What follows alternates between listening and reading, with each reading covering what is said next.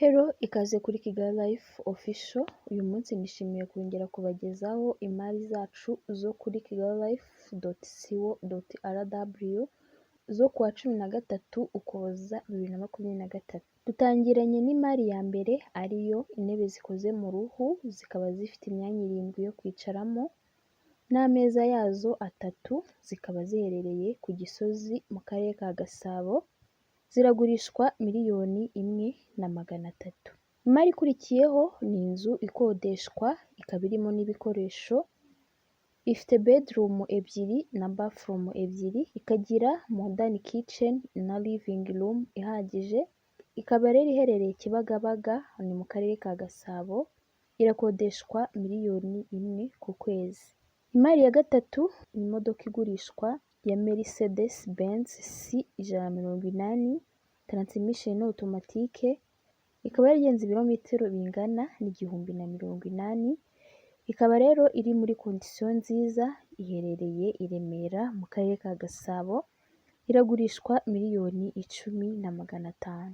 Imari dukurikijeho ni imodoka igurishwa ya Toyota Corolla 2001 transmission automatique, ikaba ikoresha peteroli.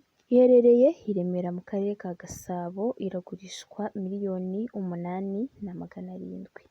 Imari yacu ya gatanu ni inzu igurishwa iherereye i Nyamata Kanzenze mu karere ka Bugesera. Ni mu minota 20 gusa uvuye Kicukiro centre. Ikaba ifite bedroom 4 na bathroom 3, ikagira kitchen na stock ndetse na jardin. Ikaba ifite annex, ifite room 4 na dining room 1 ndetse na bathroom yayo. Ikaba yubatse mu butaka bungana na metero kare ya 510.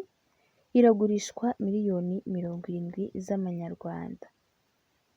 Imari ya gatandatu ni imodoka igurishwa ya Land Cruiser Prado 90 transmission manuel, ikaba ikoresha diesel.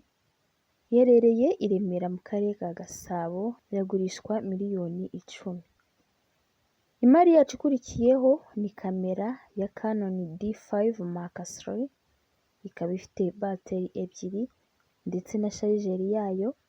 Iherereye i Remera mu karere ka Gasabo. Iragurishwa $1,200,000. Imari dukurikijeho ni intebe zifite imyanya 5 yo kwicaramo ndetse n'ameza yazo. Zikaba zifite ibara ry'icyatsi. Ziherereye i Masaka mu karere ka Kicukiro, umujyi wa Kigali. Ziragurishwa $350,000 by'amanyarwanda.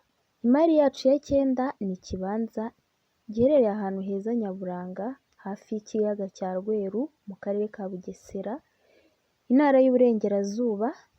Kikaba ari ikibanza kiri ahantu heza kuri ba rwiyemezamirimo, kuko ni ikibanza kibereye ishoramari. Kikaba ari ikibanza kinini gifite ubuso bungana 3,397 m².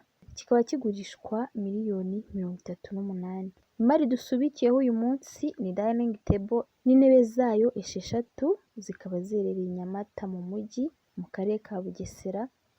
Ziragurishwa $120,000 by'amanyarwanda. Urutonde rwacu ni ahangaha turusoreje, tubasaba gukora subscribe ndetse na share kugira ngo mujye mubasha kubona imari zacu z'ubutaha. Ubaye wifuza ko hari imari yawe twakugurishiriza, waduhamagara kuri 0788 29 13 44 cyangwa ukadusura ku rubuga rwacu rwa kigalilife.co.rw.